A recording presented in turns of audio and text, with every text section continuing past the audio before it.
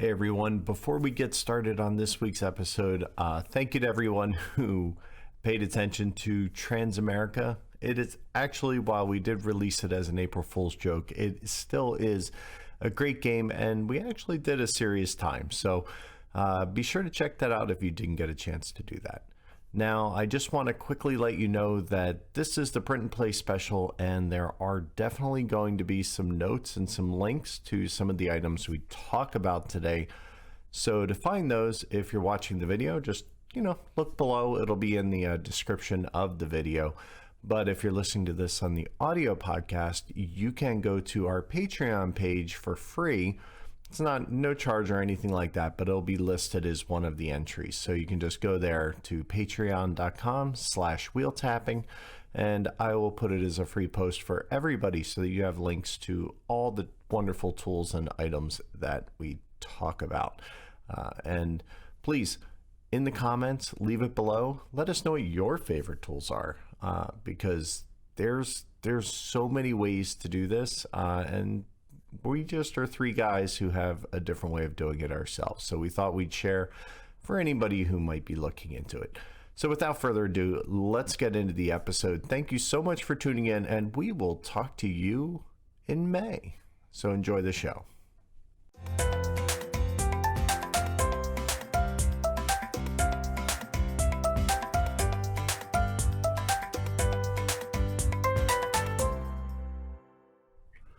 All right, everyone. Hello and welcome to yet another Wheel Tapping. This month, we gave you a little bonus episode last week, but this is the actual episode. And this week is the much promised print and play special episode. So Tony does a lot of print and play. I have done a decent amount, and we also brought in a friend who we'll introduce in a minute.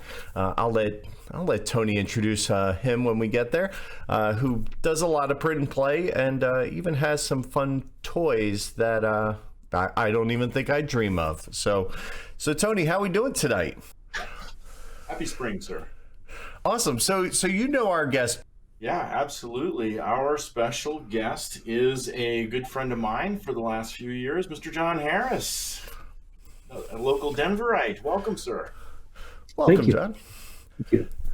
Thanks for coming on. So we've thought about having somebody on to do the print and play show just because, we wanted to have that third level of print and play available for everybody to talk about. And that is like when what would make somebody want to get into die cutting and really kind of hitting that next level. And we thought about like getting some of the mass producers on and stuff like that, but Tony suggested you, sir. So I'm glad he did. Welcome to the show. Thank you. He really is on that third level. I've built a few.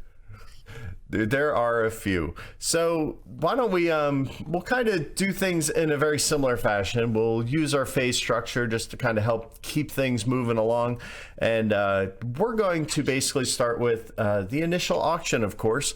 And that's where we just get to know John a little bit better. What are his chops, which is a little more literal, I think, today than it has been in the past when it comes to print and play and kind of putting these fun games together. So Tony, do you have some questions for John? Because you always have such good questions. Well, I don't know. They're always the same ones. John. Yeah, I just want to ask, what got you into 18xx games? What kind of fueled your fire? And then to take that further is you've really taken to P&Ps and stuff like that, even designing game. Like, what got you there from the starting spot? Well, I've been playing board games since the 1970s, and it's been an on and off thing for many, many years until a friend about a decade ago really pushed me back into it hard. But what got me into 18xx was mostly Mark von Minden, who had been talking it up and challenging as if only the sharp people play these games. And then finally he invited me over to Tony's to play 1846. And I just looked it up, and that's almost exactly 3 years ago now. Wow. Yeah, that got me started, and I think I've played about 150 games since then. What Still what not kept you good. coming back? Sorry. What keeps you coming back to this genre of games?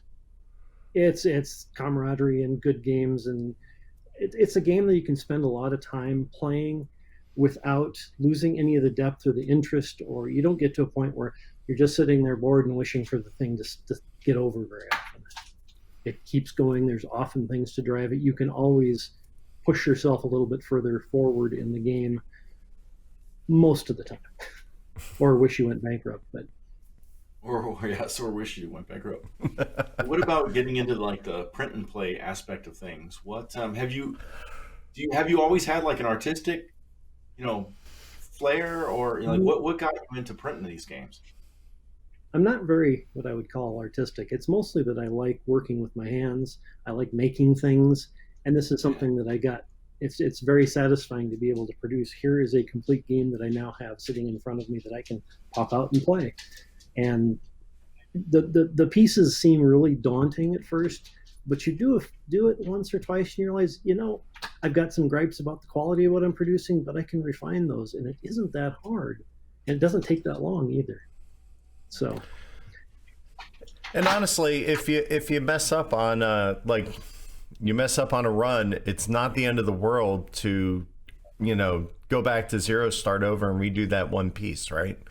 So I've done one yeah, map that I've rebuilt 3 or 4 times now, and it's perfect now. So I'm done. that's I'd say like I feel good about most parts of my process, but map building is still stick it on foam core or buy vinyl. Like that's they're my two options. I haven't gotten to the full making a folding board yet. That's still out. That's like next level for me. So for sure. I can do it. That's easily the most time consuming piece. It probably takes 2 or 3 days worth of dedicated process to get through to where I'm happy with it. Excellent. And I stick to vinyl. Yeah. Vinyl. It's not a bad thing. I mean, I like neoprene. And you turned me on to vinyl, and we'll get to that a little bit later. But you turned me on to the vinyl, Tony, and I've yet to try it, but because I haven't print and played in a little while. So We played some games on vinyl this past Saturday. As a matter of fact, it's pretty wonderful actually as a medium for a map. So right. Storage is another issue though, right? Like you gotta. But anyway, That's the main issue. So John, what do you do for a living? I write kernel software continuously, and I thoroughly enjoy it. So mostly in writing file systems. Wow. Nerd. That's hardcore. Yeah. Tony's just WebEx. I mean, come on. I was tweaking some code right before I called you. Wow. Talk about a job that's like never done. Like, oof, it's a lot of work. It's fun, so you do it even when maybe you shouldn't be doing it, right? So yeah, it's like your brain never stops working on the little pieces of it. And hey, wait, I could do that, or hey, wait, I know how to solve that problem we said we couldn't do. So yeah, very cool. When it's awesome to go to restaurants again, what is your favorite meal, sir? Oh boy. I'm probably mostly a steak kind of person. I still haven't found the perfect steakhouse around here. And the other one I like is seafood. Sorry, Tony. Yeah. You haven't found a perfect steakhouse in Denver? Come on. There's a couple that are really good. They're really good. So, okay. This might be a John problem, not a steakhouse problem. That's fair. Cool. I don't know. Next time I come out to Denver, that might have to be a steakhouse tour to try and find it. I'm all for that. Excellent. Well, one more question, and this question will just bring us back into the topic at hand, really. And do you have 1 or 2, 3, whatever favorite 18xx titles? Boy, That's a tough one. But my favorite 18xx tends to be whatever's on the table and whatever everybody else wants to play. And it's not that there's not too many I despise. And even the ones that I come back to, 18 Ireland, and thought that I really hated, a second play wasn't so bad, and I felt a little bit more knowledgeable. And it's a progression. So, I mean, I had a particularly bad play of a game over the weekend, and I'd play it again. Good, because you're going to play it in about a month. Yeah. So 1880 is probably still one of my absolute favorites at the right player count because it's consistently good. That's the easiest for me. There you go. I'll never turn out a game of 80. Never. I just love all the fun stuff that they did in that one. I think they did a good job. Cool. Well, that's enough talking about these games. Let's talk about actually printing and playing, because up until very, very recently, with the recent influx of games actually starting to hit mass production, one of the only ways we could do this hobby was to literally print and play games, or spend a year on a waiting list and then hope you had money when the time came up for your queue that you constantly added to, I might add, right? Because, over a year, you probably added 5 games to that. And next thing you know, you're staring down the barrel of like trying to purchase 6 games all at once. And that doesn't work either, says the voice of experience. So we did have to print and play. And while we are not going to tell you where to find files, I think there are plenty of resources and places for you to do that, legal and or otherwise. The internet is your friend. We're just going to leave that piece out of it. I'm going to tell you that right up front. We're just going to talk about once you've acquired the files and you have a legitimate source for them. For instance, Tony's 18LA, you purchased it from the website and you want to build it. So that'll probably be an example we'll float through a few times tonight. I wouldn't avoid that topic entirely, because the 18xx Maker is one of the best places to go, and that's all the stuff on there is perfectly legal and agreed to and clean, and it gives you some very good flexibility, and you can fix anything you don't like about anything. So, all right, that's great. Then I feel good talking about that. I wasn't sure how everybody felt, but yeah, that would about be the only one I would point people towards. And there's an occasional geek list on BGG that'll have like Carthaginians redraws of things and stuff like that will be available there. So go ahead, search them out. But for the most part, let's just talk about the actual process of printing these things. So our yellow phase tonight is going to be printing tools and materials. So this just has to deal with, okay, you got those files. How do we turn them into paper? And then where do we go from there? So, John, what's your first kind of stop when you want to go print a game and you have all the files? What's kind of step one for you?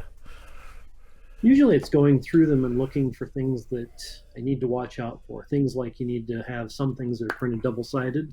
You need to know that in advance and separate those to print them double-sided, because most of the things you don't.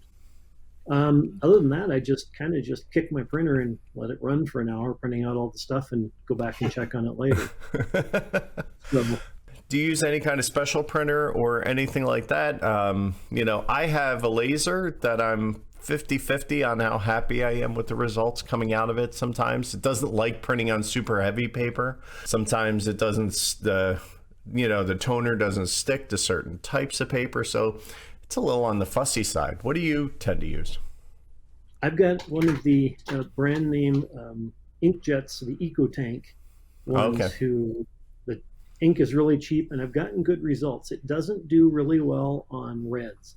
That's the one gripe I've got with it. But red isn't a popular, important color in these games, so it hasn't been an issue. So you don't care about the can pack at all, then? You just... Right.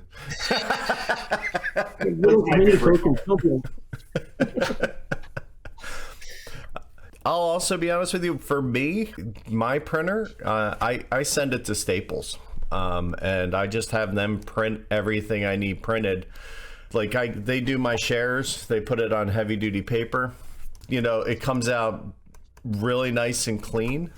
So that's become my workflow. I can go buy a new printer, but for just like running this once every couple, you know, every other month or so, it's worth, you know, the 15 bucks it cost me to get it printed. So Tony, what do you do, sir? Well, I'm really glad you talked about getting them printed commercially, because that's certainly a viable option. I have a color laser back here, about 4 years old or so. I'm totally thrilled with its results. Toner's not cheap, but No. As my wife reminded me about a month ago when I restocked 4 cartridges. Yeah, and it does that annoying thing. It's like, you need cyan. You're like, I'm just printing black. I don't need it. You go through that whole fun mess. Absolutely. But I do like my printer and the results for it. Like I said, mine's just a unique case. Like I'm not completely thrilled with it. And frankly, I don't have an inkjet because the ink dries up with how little I use it. So it doesn't, like, they're almost disposable at this point. So I don't even, it's bad saying for somebody who's an art, I just get it printed. You know, it's just a lot easier to deal with. One other thing I would mention is I don't go the cardstock route. I'm getting this stuff. Okay. So 32-pound paper? It's 32-pound paper, but the important part is that the surface of it is as smooth a piece of paper as you can get. The cardstocks always seem to have a really rough surface, which makes the lamination sometimes not grab on as well. But this stuff's really smooth. It's not super heavy, but put 5 mil lamination on it and it's perfect. What is that actual paper for people who are listening, not watching? Because I saw it was 32-pound, but it's HP Papers Premium 32. Okay, and it's got it's a clear pack with a red border on the bottom. Okay, yeah. Interesting. And that's for inkjets, right? Yep, it works just fine with anything, I would assume. So I think it's kind of important to talk a little bit about maps. We kind of briefly talked about that in the past. And we've done, I think between the three of us, we've done 5 different ways of doing maps. The 2 methods I'll talk about is, number 1, scanning and redrawing the entire map and sending it to a neoprene matte printer. I've done that, which is a lot of work, but I tell you what. And fine job you did. Yeah, and you have to make sure you get it from a good company, because you need a good resolution, especially if you're putting numbers on it. I like to put the trains on it. My 1880, I love my 1880 on neoprene. It's one of my favorite mats I've made, but it required a lot of building to do that and a lot of graphical effort, which not everybody can do. So that usually leads to other methods, which frankly, again, I'll go the commercial route. I'll go to Staples and I can print, poster size at Staples for under, 15, 12 bucks for decent size paper and get a good result. So I'll do that. I've got some comments on the neoprene, because I've searched and searched and searched. I haven't found a good place that does custom size. And that's usually the problem you run into, is with these files, you get whatever they give you, and then you can't control the size of the map. But the companies that print on neoprene have distinct, here are the sizes we will print for you. Anything else? No, sorry. I've gone with a couple of custom ones, and they've turned out horribly because they don't understand that proportions need to be consistent. Right. An inch and a half is an inch and a half. Yeah, it's again, it kind of comes with a little printing knowledge, and graphical background helps me. Like, I'll redraw the map, I'll shrink it, I'll scale it, and have to make sure it's right. But you can't just send it to them and say, here, you print this on 24 by 30 and expect it to come out, because it's not going to do that. You need to make sure whatever you have is formatted correctly. Big caveat on that one. Same thing will go for the vinyl that I'm sure Tony will bring up. So Tony, tell us a little bit about You have several maps now that you do on vinyl as opposed to other methods. First of all, I usually go to Office Depot and get it printed on a big sheet of paper. Okay. Yep. Sometimes I will take the files and craft them to be printed across one or two 11 by 17s on a good thick cardstock, because I can fold those and put them in my box. Ooh, smart. And then just put a little piece of plexi over it on the table, and you're rocking and rolling. But John is really the vinyl king here. Like, he's the guy that said, well, I think it was actually Chad did the first one. For Chad's like, look at this. I got this 1831 map printed on vinyl.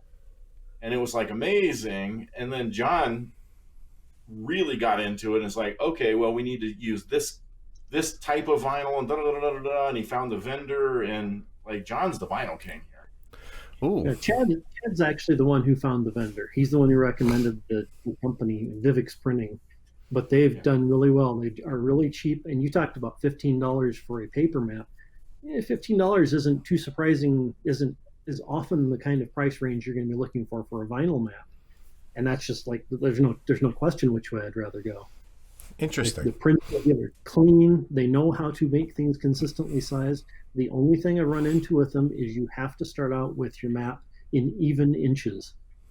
So you have to grow it or shrink it just a little bit so it fits on their thing. But once it's in even inches, you give them the size and go.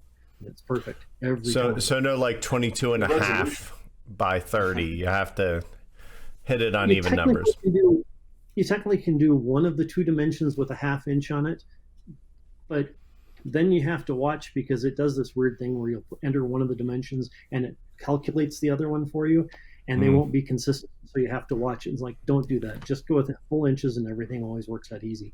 Interesting. Interesting caveat. The next map I print, I'm certainly going to give it a try, because I think it's a pretty cool method to do it. And vinyl has neoprene works pretty well.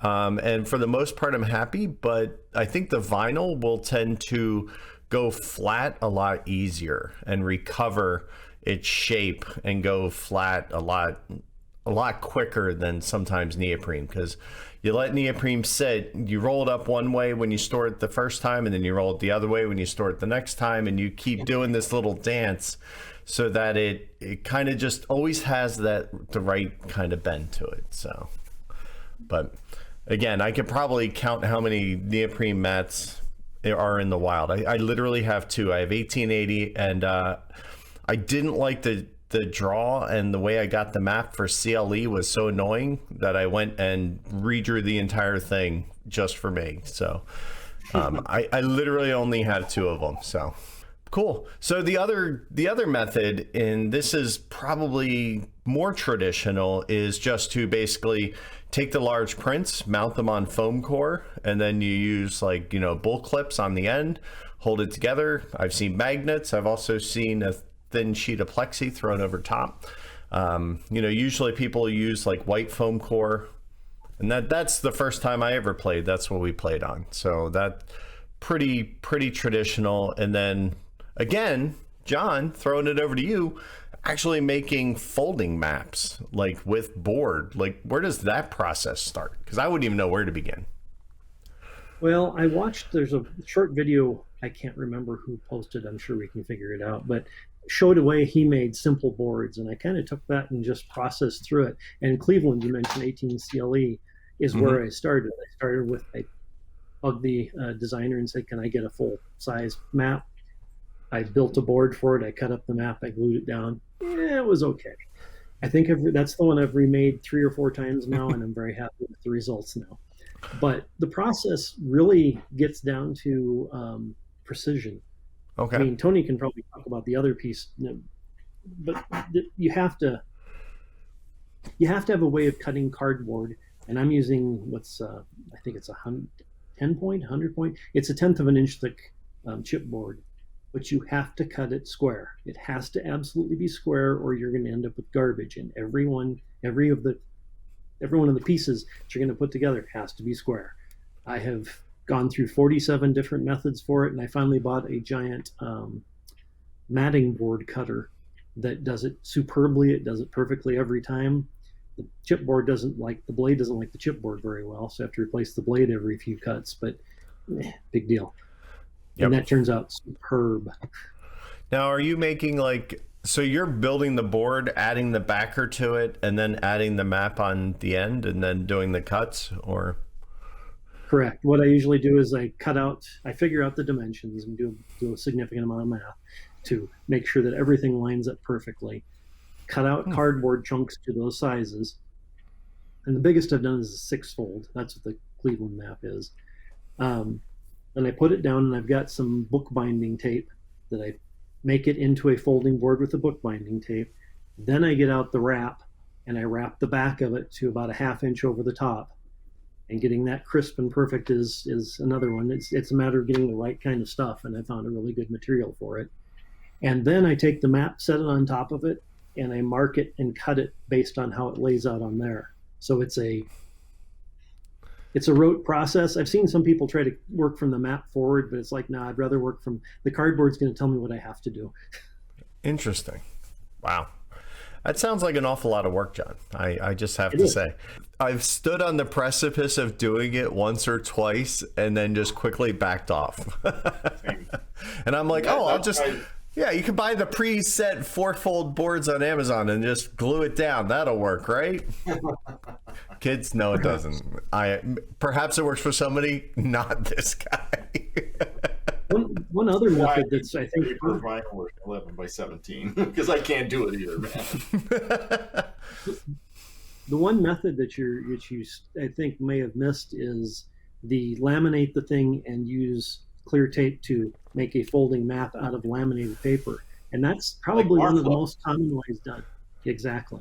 Really? Marflow's maps are like that. I've never come across that. I've only ever come across full on paper, obviously, but the foam core seems to be the most consistent one that I came across in my time. But and I've never even tried that one. No, interesting. Well, maybe it's a regional thing. I don't know. Well, we're getting spoiled these days with nice full boards, well produced. If anything has come out of the recent research in printing, I'm grateful. Say what you will about tiles and artwork and all that stuff. I'm just happy to have real boards to play on. That's one of my favorite things. And it's one of those things that I've always worked very hard when I print and play. How can I overcome this barrier? Because I find it sometimes very difficult to work through. And I'm still going to give it a go. I'm still going to try and make a board because I still want to do it. Happy to give you my parts list as my recommended parts lists when you're ready. There you go. Well, yeah, you'll have to come out and use my cutter. I'm not shipping you that. And you're not crazy enough word humor. I'm used to playing on paper maps and using plexiglass and all that kind of stuff, right? It's just not that big of a deal to me. Yeah, and when it comes to the plexiglass, I think it's really tricky because you almost want the stuff that is less than 1/8 of an inch thick. You can almost get it where it's in a roll of acetate that's 1/16 inch. But you want 1/8 inch or thinner, because if you go thicker, the parallax is it's way too intense. And if you put the 1846 tiles on top of that, then no. Yeah, you're playing on a 3D map at that point. You might as well be playing with that custom 3D printed Catan tile at that point, because that's what you're going to end up with. Cool. So anything else on printing and printing maps, printing components, any other recommendations before we move on? The sticker paper can be important. For example, I've got some sticker paper where you're constantly fighting the edge to find a corner to peel. And Tony printed something on sticker paper for me recently, and the back has pre-cut in the soft side. So you just it peels apart, and it's like, wow, I need some of this. I need some of this badly. Yeah. So that would be the one thing. Yeah, Office Depot or whatever, right? They're just full 8.5 by 11 full sticker, for printing shipping labels and stuff, right? And right. Just peel the deal off the back, and it's already kind of pre-sliced back there, so you don't have to, find the edge. Yeah, That's what I use for my box covers. I use them for multiple things. I mean, tokens are the obvious things, and we'll get there when we get there. But also, if you have that back that you want to put onto something, sometimes it's the easiest to put that back on it before you laminate it. That way, you don't do that thing where you laminate 2 sheets of paper, you cut away all the edge, and then they just fall apart because there's nothing holding them together because you forgot to glue it. Yeah, so there's that. But speaking of cutting and laminating, why don't we move on to the green phase? Because that is where we get into the cutting and the lamination. So real quick, before we even hit this, what's your favorite mill of lamination? All right, I'm seeing all 5s for the listeners at home. There's no 3s hanging out here. I would say 7 or 10, but my laminator doesn't do that. It turns into a cold laminator. Yeah. They do get expensive. The 10 mil, I think, were something like 35 to 70 cents a sheet. And like, nope, not going there. They're pricey. Right, but your basic laminator that you're buying off Amazon that doesn't cost an arm and a leg is generally going to get warm enough to do the 3 or 5 mil, and even 5. Yep, I just have a GBC. I just have a chumpy little GBC. He's showing off his Scotch with $38, on Amazon. All right, and then John is showing off his. He's got a nice little Apache. Yep, Apache. It's the monster with the digital temperature control and yeah. So John could do 7, but me with my little chumpy one. Also, if you want to go a little faster, get one of the larger ones. I can actually laminate a sheet sideways so that I can do it at 8.5 on its 11 side rather than its 8. So it goes a lot faster. So if you get so if you get a little bit bigger laminator, you can cut your speed by about 30%. So I find that to be helpful at best. One other thing, though, is I do 10 mil in some cases. For what? Oh. What would you say? Markets, anything that you're going to be laying on the table and moving things around them, just to give a little more mass. It's like 2 or 3 pages per game at most, but revenue charts, markets are primarily the main things that I find that good for. But you do have to get a bigger laminator, and you have to fork out the money for the better sheets. Right. So what I do to kind of get the same result with my 5 mil is I will take this isn't cardstock, this is cover. So this is probably my paper sitting at about probably like 63 pound paper. So heavy duty, but I'll actually take another sheet of this and contact cement to the back of it before I laminate. So it kind of thickens it up and gives it some more heft. That's what I'll do to kind of get a similar result. But sometimes I have printed something I wanted thick on one of those full sheet labels and fixed the label to 110 pound cardstock and then ran it through the laminator. Right. With the 5 mil. Exactly. Again, everybody will have a trick to do it, but just remember, if you're going to cut off all sides when you laminate, you need something in there. And I just use Super 77 Scotch spray, and that'll make anything stick to anything. Just give it a second, spray it and then give it a few seconds out in the air and then stick it. That's how contact cement works best. Don't just like slap it together.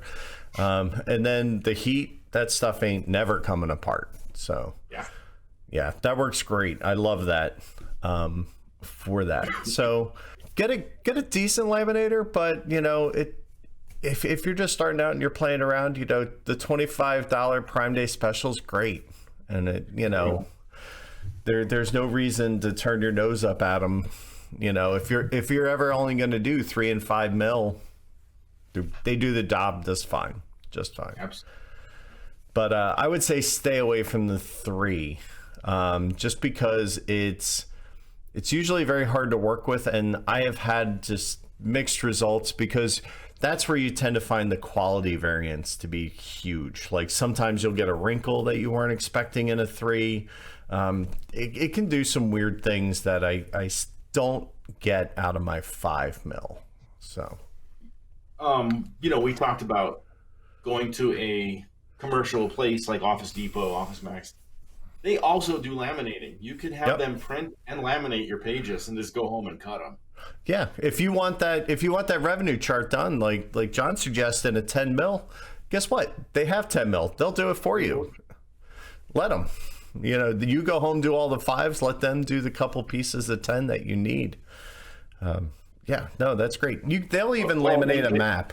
They do for the you. 3s, the 5s, everything, and yeah, they can laminate huge sheets of paper, right? So like, if you get some files and you don't want to go through the hassle, right? Just have them printed, and then just come home and have a cutting fest. Yeah. Speaking of cutting, Tony, why don't you lead cutting? I feel like I'm talking a lot right now. I'm gonna hand off and have some of my beer. 2 things that I do for cutting. Sometimes if I get I have my cutting mat and a steel ruler and my retractable blade cutter because I'm not coordinated enough to use a rolling cutter. Every time I use a rolling cutter, it kind of wanders on me and I'm just get frustrated with it. So I cut like this sometimes, but most of the time I have one of these big old ka-chunkers. The guillotine cutter, yep. It's not a laser guided guillotine cutter. It's just straight normal. Right. Not the kind the cartel uses. It's So then I love that thing. It goes through 5 mil, 120 pound, like butter. Yeah, and it's really important to whatever you use. Tony showed off a utility knife it's the kind that has the snapping removable blades. I personally just use a shop utility knife, and I swap out my blades constantly because I buy those 100 blade blister packs, and they're dirt cheap. So, and I always have them around the house. So that's what I use as my tool of choice, because paper kills blades, cardboard murders them. And it's you need to constantly keep a fresh blade. And some of the best advice I got years ago was, don't try and do it in one pass. When you're cutting with a blade like that, give yourself, score it, go for it, but don't try. You won't get it in one pass, or maybe you will, but that one time you don't, you will regret it. Guaranteed. Guaranteed. And then people are going to wonder why their tile is a triangle instead of a hexagon. just take your time, right? Yeah. It's not a race. Absolutely not. I have the good old trusty X-Acto, which is great and all, but you know what? It still leaves a little to be desired. And while it's great for tip control, blades are expensive. It's super uncomfortable over long periods of time. It will hurt your hand, even with this pretty little comfort grip. And I still just default to a quick change utility knife that I can easily swap the blade out, so I don't have to sit there with a screwdriver and undo it. Yeah. But I also have the guillotine cutter like you have, and I'm happy with that. John is a lot more coordinated than you or I, Tony, and he uses something different. John, what do you use? This is the brand name is Olfa, but it's a rotary cutter. You push the button and the blade comes out, and you can sever a finger with it. The thing is, and I was in Tony's camp 100% on this at the beginning, in that what'll happen is you'll be going along a ruler, and all of a sudden you'll wander away from the ruler and come back, and you won't notice it until a little while later, and then the cursing starts. But what I found was, if I did 3 or 4 games and just went through it and redid things when I screwed up over and over until I got it right, gradually I built up the skill, so I mostly don't do that anymore. Right. And the cuts come out easier, and I can do it in one pass every time. Yeah, and you have to be careful, because especially when you're cutting laminated things, that first cut is slippery. that laminated hard plastic does not really want to be cut. So that's why I say take a couple passes at it lightly before you go into it. You will definitely appreciate the result. I can't do the rotary cutter personally, but I think that's more of a push-pull thing for me, right? Like a rotary cutter is a drop it and roll away from you, where I'm used to watching my blade come down in a very straight cut, and then slice my thumb because I was stupid, but yes. Well, that brings me to a couple other points. The most important piece is cork-back ruler. I can put my hand on it. They make safety ones too that actually have a shield that goes over the edge, so your fingers can't get anywhere near where you're cutting. I've heard of one person doing some pretty good cutting to their finger once, and that's what I said, hey, you could get this, and I think that's worked for them. Yeah, but a cork back metal cutting ruler it's essential, and pretty cheap and easy to get, but something that you need, especially to grip that slippery surface. When you misplace that thing and you need it, you know why you have it. Let's put it that way. So multiple methods. Unfortunately, you could maybe push that button to have them cut this at Staples, but you will never get hexagons. You won't get your cards. They'll not get cut right, things like that. So it's not even worth trying to get it cut somewhere else. However, I would point out that you could do the Arts Cow thing and have them print the mini decks of cards. If you wanted them for shares, if you didn't want to go the process of laminating them, things like that, as long as it's print and play for you and you only, and it falls under the use of what you're doing, you could potentially make those and have those printed as mini cards, which I've toyed with doing, but I haven't actually gotten around to doing it because, again, that takes a little design and artist work to get those individual JPEGs made, cut them out, and then process everything. But it is an option if you want to go that road instead of laminating and cutting. So yeah, there are a number of places that do that, and that's the big thing, is you've got to fill it out to their template and be happy with their template. Yep. Exactly. I printed a lot of cards when I first got into gaming, and I haven't done it in quite a while because it's a lot of work. It is a lot of work. Cool. Gentlemen, anything? Go ahead. I was just about to ask for final call for cutting and laminating. What type of lamination material? I am a huge fan of matte, which gives you a non-reflective surface, so you get no glare off of it. Good call. I get the Oregon laminations off Amazon. Tony's not a fan.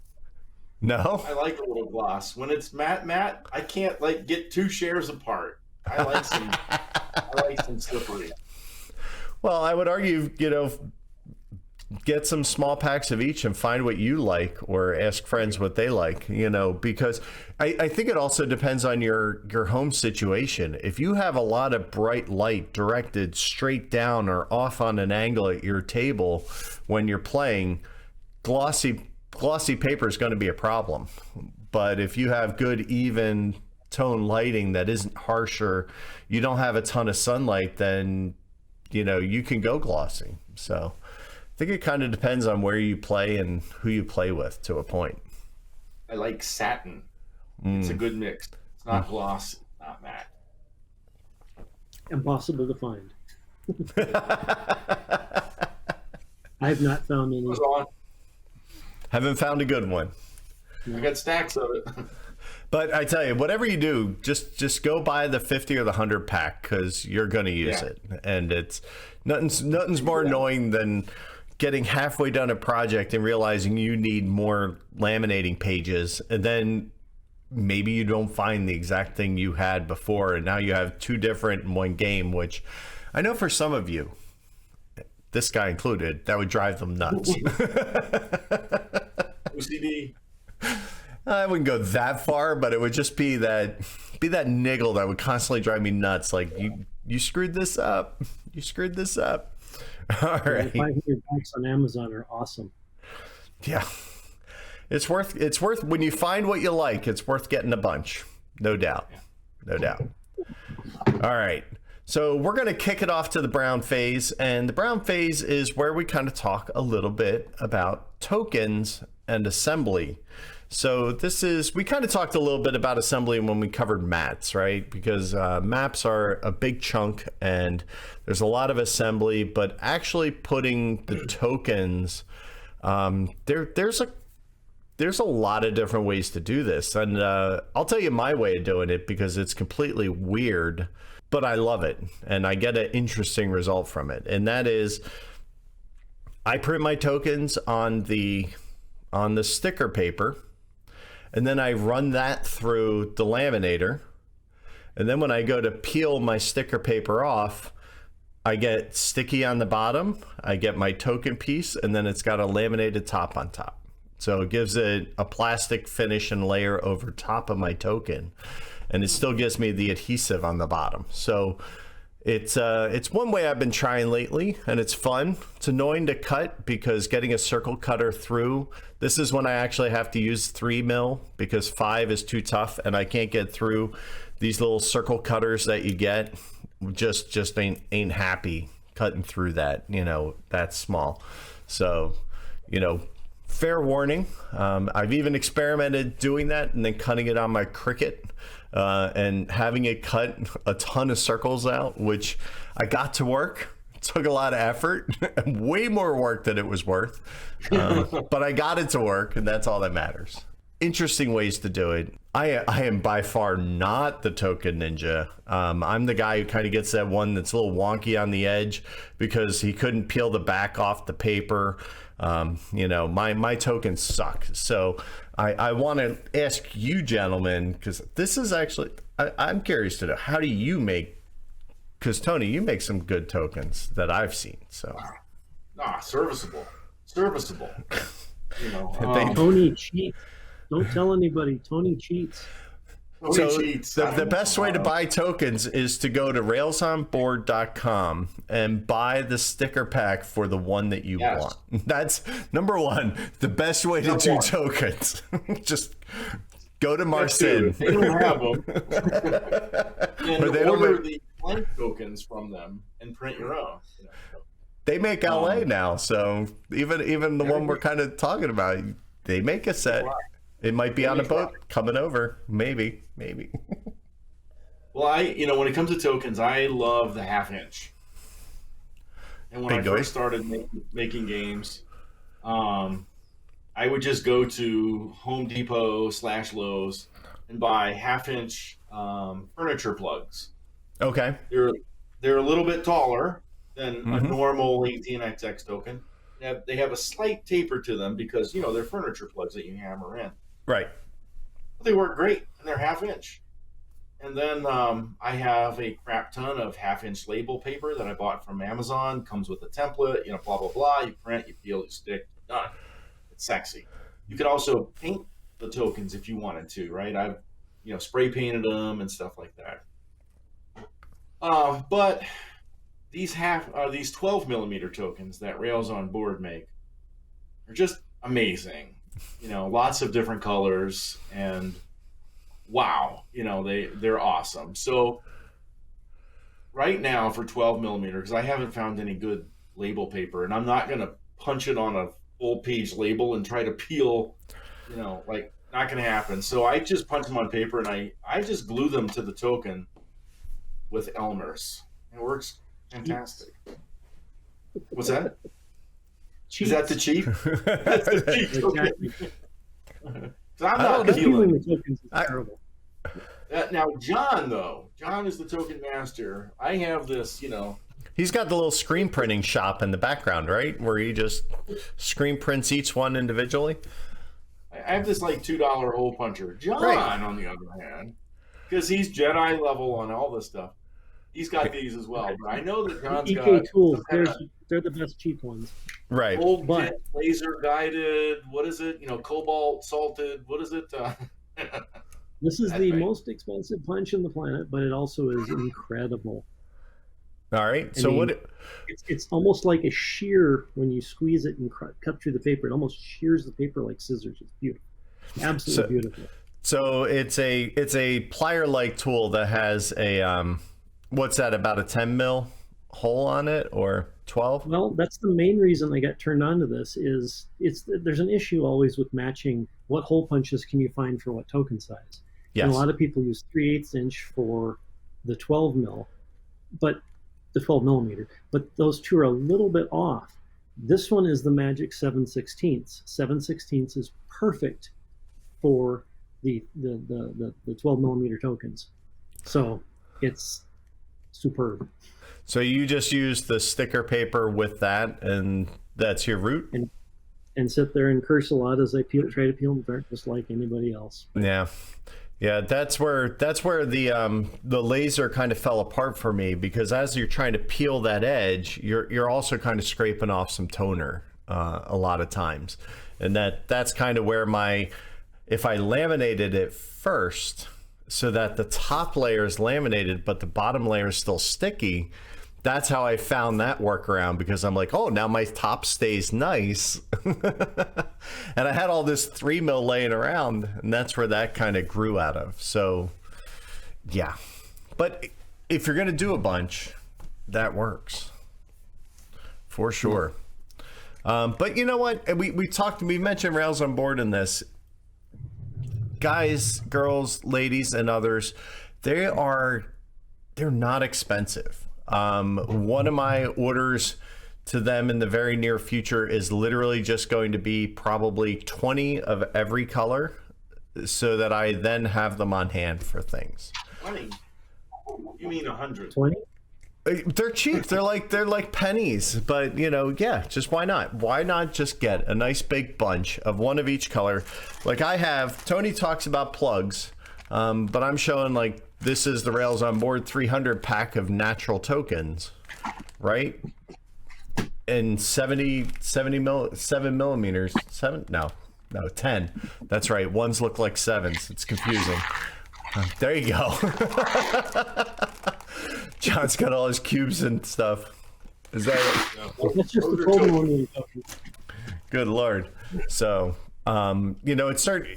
the prices are great, and shipping even from the UK is really not that bad at all. I think they're very fair and they do a great job. So, if you want colored tokens, like I just got a game, I opened it up, and I didn't even have a red. It was more of an orange that they put in the box, and it drove me nuts.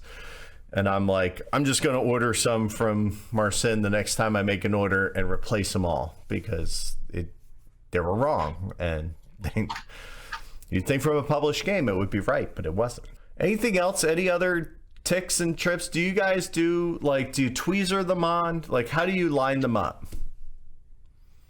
Nah, eyeball, fingers. Eyeball, make the little V and kind of notch it in on itself. Okay. All right. What were you going to say, Tony? You want to add something? I can see it.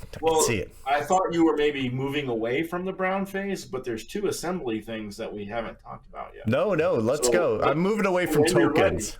Oh, okay. Well, baggies. Yes. Right? Yes. Like, 3x4s. These are like just jewelry bags that my wife, I'm embarrassed to say, gets for me at Walmart. I hate Walmart, but so she just gets these by the thousand for me at Walmart. These little jewelry bags, right? And they come in various sizes, so that's what I put all my crapola in. And Perfect. then the other topic was boxes. Boxes are important. Boxes. These are. Where did we get these? So these are like the GMT boxes or something. They are the perfect white boxes for. They're the same ones that AAG used to use. And they're the AAG boxes. We got them from the same source. From the company. Cases of them, but there's also I used to use these. See if I can get these in the camera. These are these little flat folding boxes. Yep. Right. They're mailers. They're letter mailers. Yep. But they fold up into a nice box. You get them on Amazon for like literally 50 cents a box. As opposed to 4, 5, $6 a box, right, from some Right. other source. So Yeah. there are, less expensive options, and these are just perfectly fine, right? The lid opens, everything. There's nothing Yeah. wrong with those. I think the important thing is if you're looking for those, mailer is kind of the key word, and inch and a half is about Yes. perfect height. I have 2-inch, and they're huge. They're absolutely huge. I agree. The 2 inches are big. For most games, inch and a half is great. But I Right. find I bought some inch ones. I don't really like them. Yeah, they're almost too small. Yeah. I always have trouble that all the content slide down to the bottom and it splits open the bottom, and then you've got to curse and put the shelf back together just because you pulled one game out. Yeah. So, That's what they are for level storage. They're not really for putting on their side. Well, the nice thing about some of the mailers is if it's all one piece, then the lid kind of folds in and then the flaps tuck in, so they won't do that. So some of them have flaps on all 3 sides of the lid, and some don't. So it's just So the important thing is find what works for you and buy a bunch, because chances are, like for me, I look over here and I mean, I even reboxed some stuff that I bought so that all my boxes match. Now they're not white, they're black, because everybody else has all white boxes. I wanted something different, but they're just they're just black mailers, and then I made universal, outside labels for them. That is, they're. Did you just say he blackmails people? I did. Yeah. But I just have like a standard label that I use for the outside so that what you see is all different. And actually, it's all the same is really what I'm going for. I like a very clean shelf. So, but pick what you want, pick one style, buy it in a little bit of bulk, maybe the 10-pack, the 5-pack, so that you can play with it and, have some fun, figure it out. But look for the mailers. Yeah.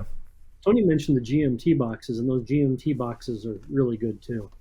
They're a little bit smaller, so you're sometimes a little constrained in what size paper you can fit in it, but they're superb. They're just a little expensive, and you can buy them 6 at a time. The biggest problem I've run into is GMT will just go out of stock. Right. Yeah. They're so thick they can stop a bullet. Those GMT boxes, man. Nice. So there's a couple ideas, and don't hesitate to go a little outside the norm. I think the last time I got boxes, I went to Uline and got it from them because they're a packing company. So they make corrugated cardboard. They know, so they had a ton of options. They have a huge assortment. Yeah. Cool. Anything else on tokens and assembly we want to talk about? No? Unless you want to go over this little beast. I think we'll save that because we'll talk about that in favorites because we're getting there in a hurry. So let's move on to the gray phase. So the gray phase is, okay, we got you jonesing. You want to print a game and you think you can tackle this beast. Where do you go? What's the next step? And what is the step if you've already been doing this for a little while to beyond? Like what's graduate level game 18xx game making look like? So Tony, like where do you think we should kind of tell people to begin? Like where's a good jumping off point? What's a good game to kind of start with? I mean, I know we said LA is readily available. It's $20. It's I think it's something that's very easy to make and mess around with. Sure. Deep Thought Games has 18EU for free download. You can go print that off, download the files, go have Office Depot print them and laminate them, come home and slice them and stick them in a box, print a label, all that kind of great stuff, and done, and that's, 18EU's a good little game. You can go on BGG and download the minor company variant and print that too, put it in the box. I think that enhances 18EU. So that's a good place to start, I think.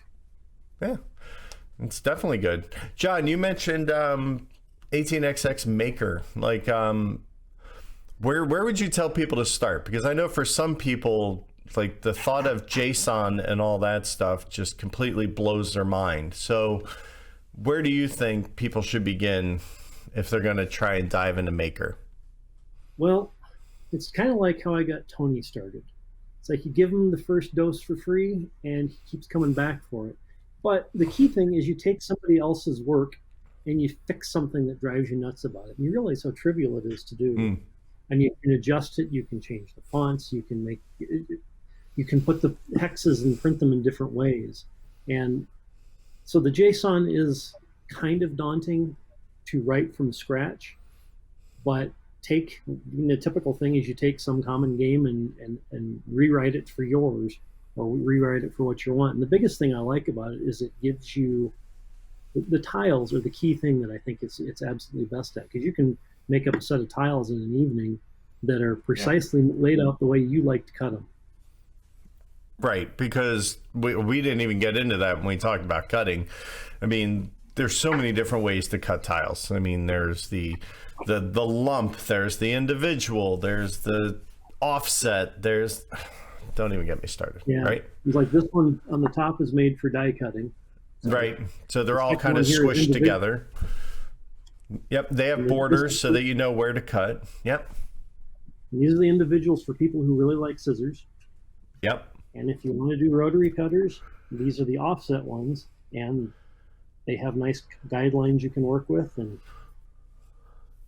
yep. And they're the most efficient.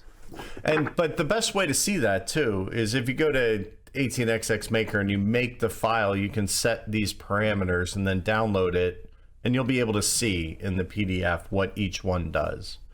I recommend the one with the rotary cutter with the cut lines, just because it's the way my brain works. So it's very easy to understand for me. But the individual tiles that you cut, yeah, that's because you're never going to totally like not get the white border, or you will, or yeah, it depends on how tight you go and how granular you get.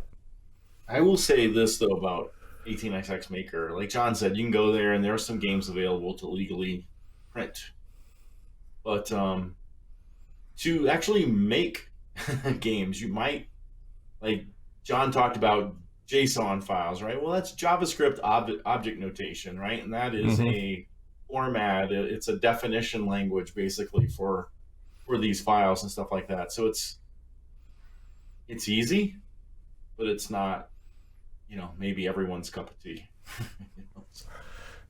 I think I'm a literate guy, and I'm not touching it with a 10-foot pole. There's games there. Right. There is also XX Paper, which I haven't tried at all. Okay. That's JCL's tool where he's published his games in, and there's a language that it uses, and I've looked at it and not been able to figure it out easily. So that's a third option. Yep. There's Slack channels, there's groups, there's email lists, there's plenty of places where people discuss this process at length. Everybody has a way of doing things. So, and then of course that means there's a lot of opinions, and it means there's somebody out there who will think the way you think, who will like things the way you like it or close to it, that you could potentially learn from them. So I think that, find these communities, find these Slack groups, ask for them in, BGG is a great place to start on these lists because, there's a lot of crossover there. Absolutely. Print something small. Don't try to, go crazy on round one. Take your time, do something small that you can do legally. That's fine. I don't know if 89, I know it was at one point, but now that it's getting reprinted, I don't know where it lives in that whole pantheon. I think Josh said it was going to be available still as print and play, and he wasn't going to not allow that. So I believe that that's out there. That's a great one to cut your teeth on. There's another small one, 1800, that you can get the files for on BGG. It's a 2-player game with a 3-player expansion, but it's very tiny. Great one to practice on, get started with. Yeah, just get your chops wet on something easy, because nothing's more daunting than like looking at a thick stack of like charters and all the trains you need to cut, and if you're like me, you want those things to be the same size. So you need to get comfortable with your tools, and you need to learn some methodology for how you're going to maybe set up a quick little fence on your guillotine cutter so that you always cut 3 inches. You know, there's ways to do that. I usually tape down a fence, and, you know, I make a fence out of foam core and I tape it right to the bed so that I'm always getting a nice similar length cut, and then I'll reset it and do that. So, you know, find what works for you so that you can get the result you want, and don't break the bank and don't waste a ton of paper on the first couple rounds. You know, have it printed at Staples, Office Max, Office Depot, whatever, and then give it a try. Cut it by hand, see what you like, see what you don't. And I would also suggest you avoid anything that requires two-sided printing. Yes. That will make you angrier and more frustrated than anything else. So don't start there. Yeah, it's really tricky, and a lot of it, let's be honest, if you're doing something that, like, say, for instance, two-sided trains, like in CZ, like we just played the other night, that would be very difficult to do. But if it's just the private looks like one thing on one side and one thing on another side, then print it twice and have both copies, or play with the backside or the front side. Or the cheater's way is you print the backside on sticker paper and then you just stick it and you don't care if it's perfect. So, you know, skin cats in multiple ways. That's right. Yeah. As long as the cats get skinned, I'm good. But trying to get those to line up perfectly prior to lamination and cutting is going to be tricky. So you got to get your ducks in a row. Awesome. There's a trick to that one too. Punch both of them in the same spot, and then you can, in two tight spots, then you can line them up back to front really easily. Oh, I like that trick. Never thought about that. Good call. We do the same thing with keying with colors, but I never thought to actually do it with a physical hole in something. Interesting. You know. I like it. I like it. So we said we'd talk a little bit about next big steps. So John ordered a new toy. We're going to call it that because, like, that's what it is. Come on, let's be honest. Unless he's going to be Mr. Deep Thought 2. John, what's the next step when the guillotine cutter just isn't good enough? Well, the most frustrating and tedious thing to cut out are tiles. Just as easily as they're the most tedious and difficult thing to make new ones of, cutting them is also the most just frustrating. So there is a company called Ellison Education, I think is what they're called. But they make a press that you can buy custom die cutters for, and there are templates for which 18XX maker will generate the paper for. You line it up, put inside their cutter, and you push down the press, and it cuts it perfectly, all the tiles on the sheet at once, through the lamination and everything. So you heard it here, folks. Send John your pre-laminated tiles. His address is? Wow, Let's put it this way, though. Oh, that sounds so good. They've had some issues with their production over the past year because of COVID and everything. Sure. So the pursuit of this die cutter, as Tony will attest to, has been, I think I started in November of 2019, and it's going to ship from China next month. So pretty much as your main, I'm staying home, this would be a great time to make board games, time is coming to a close, it'll be on your doorstep. Exactly. Perfect. Exactly. Yeah. And I think that's just if you were to start fresh now, it wouldn't be at that length of time. Yeah. Yeah. Yeah, as somebody who works in the business, getting things out of China, these last, and actually it's gotten really exacerbated the last 3 to 4 months has just been absolutely horrible. Don't even get me started about when it comes into port, because that's a whole nother mess that we're still dealing with. So totally awesome. So if there's nothing else, gentlemen, I think we're gonna wrap this up with a priority deal, because Well, I think blanket statement, you need to throw a priority deal marker in there, and just printing one out is lame. So pick something cool and fun for the title you're building and throw it in there. Tony and I are always happy to give you suggestions. If you can't think of one yourself, but throw something fun in there that makes you, that puts a smile on your face if the game deserves it. So, but what I'd like to do is let's wrap up with, what do you got there, John? Is that your favorite priority deal marker? A golden spike? Okay. It is a real railroad spike I polished up and painted gold. There you go. I don't know that I'll put it in a box because it's gonna, What was it? Was it Lachlan who showed us that piece of rail iron that was polished that was gorgeous? And I'm like, I've been hunting for one of those ever since. Like it's a little piece of track iron that shaped it. Tyler, it was gorgeous, and I'm like, I've been looking for one, and I'm like, A, they're expensive because they're heavy. I live right near a railroad. Like, I'm in Pennsylvania. They should be like lying in the dirt around here, for crying out loud. But I mean, I threw away railroad spikes as a kid because we had tons of them from railroad ties and stuff. So I feel this. Why should I pay somebody on Etsy who lives in nowhere town money for this thing when there's probably someplace local that has it, and that bugs me. All right, but moving on, let's wrap up with priority deal. And I just want to go around and ask everybody, what is your favorite tool that you've found? And it could be something we've already discussed or talked about, or it could be something completely different.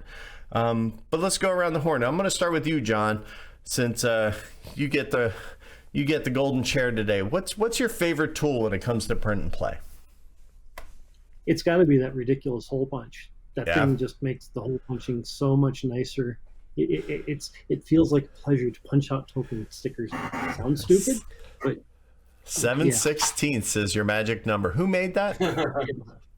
Let me see. I wrote it down. It's a company called cardholepunch.com, and it's expensive. Sit down when you look up the price. Okay. But you know what? If it brings you that much joy and it takes away that much stress, sometimes those tools are worth it. Sometimes. Yeah. Tony. Yeah, well, look in my garage. You'll find similar. My favorite tool is my guillotine because A, I'm pretty efficient with it. Whack, whack, whack. But B, it always signifies that I'm on the final stretch. I've printed, I've laminated. I'm going to slice stuff up, put it in a bag, put it in a box. When I slide that cover on, it feels real good. Awesome. My favorite tool actually needs replacing because it's starting to get dull because this boy gets used a lot to the point where I just blindly sent Tony one of these one day. It's not a fancy corner clipper by any means. It's not like a chick cutter, but it's just it's a Kadumaru Pro, but it has 3 sizes, so small, medium, and large radius edges, which is great because if you want to do charters, I do them on medium, but I'll also do all my certificates and everything on small. But it just sits in the palm of your hand and you can just kind of just drop them in there and punch away. I think, John, I saw you had one. You pulled one out. Indeed. And I've got a number of corner rounders, and this one is easily the best. Yeah, it just fits in your palm like perfectly that you can just sit there and it looks like you don't want to put it on the desk and punch. I like holding it and gripping it and just going to town. Totally agree. I even tried getting an Oregon Laminations fancy corner rounder, and it does not cut as cleanly as that thing does. Yep, and this will do up to 5 mil. It starts to struggle when it gets above there. Yeah, I got one of those sitting in a drawer that I spent too much money on that is just... Yeah. I don't even use this thing anymore. You might need those if you go for a heavier duty, but I don't know what it is with the lamination. They tend to slip on that, right? Like I tend to find... Yeah. The corner chip, the chip clipper. That's right. That one's still good for war games. Awesome. So gentlemen, this was a ton of fun.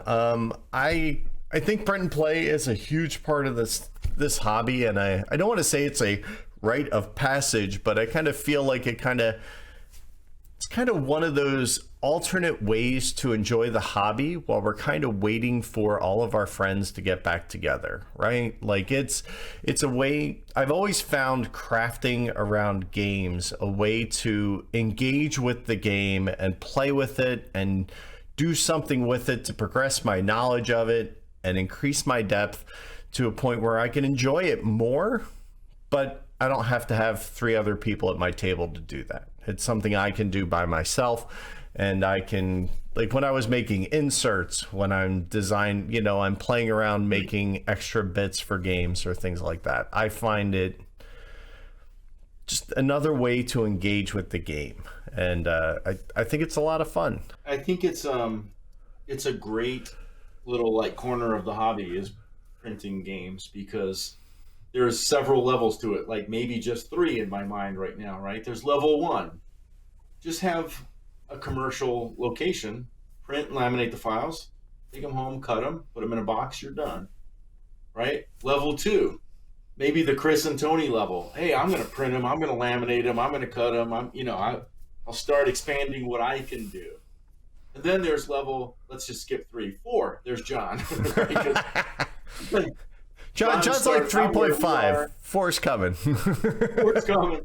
He's he really has an affinity and love and passion for doing it, right? And he's like just taking techniques to another level and stuff, and just loves it, right? So there's plenty of space for different skill levels. It's nothing crazy or daunting.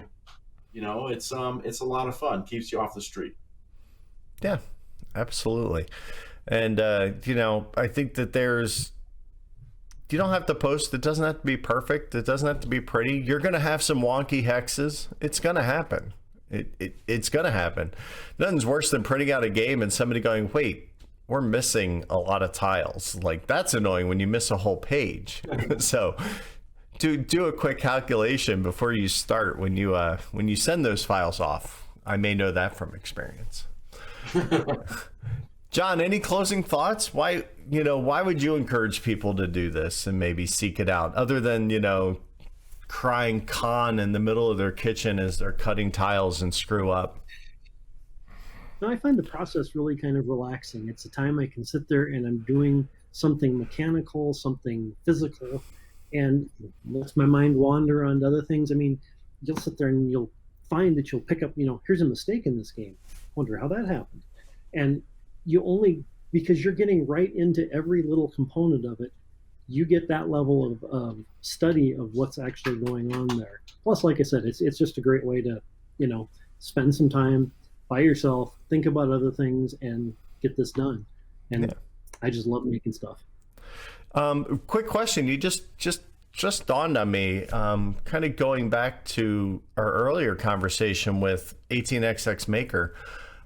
Is it possible to print things with the colorblind friendly coloring in those versions? Yep. When you talk about fixing tiles and stuff? So, there you go. That might be a reason you do this. Maybe maybe somebody in your group is, and you want a better tile set for them. Absolutely. Yeah, I believe. Well, no, I guess that's not true. But yeah, you can plug and play a color set for the companies and for the map. Yeah. There's like 5 or 6 that it comes with, probably closer to 8 or 10.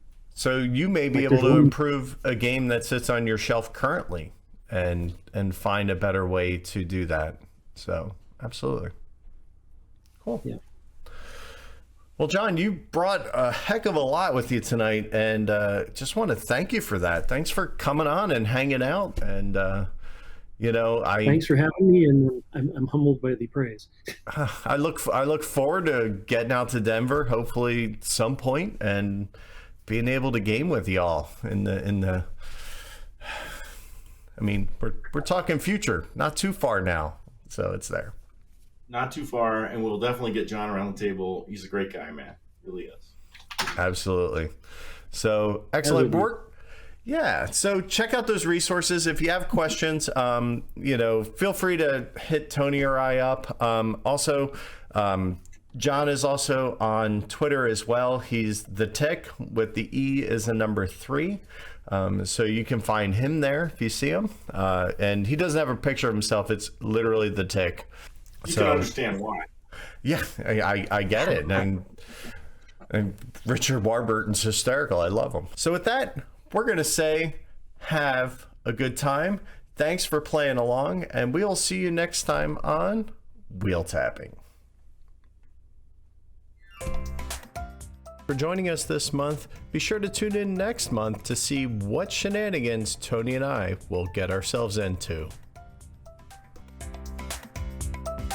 Tony and I would like to give a special shout out to all the patrons who support the show. Thank you for listening, supporting, and taking care of us.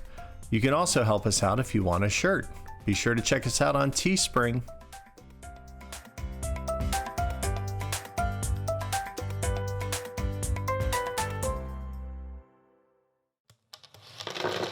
Punchboard Media, where we all bring something to the table. Pull up a chair.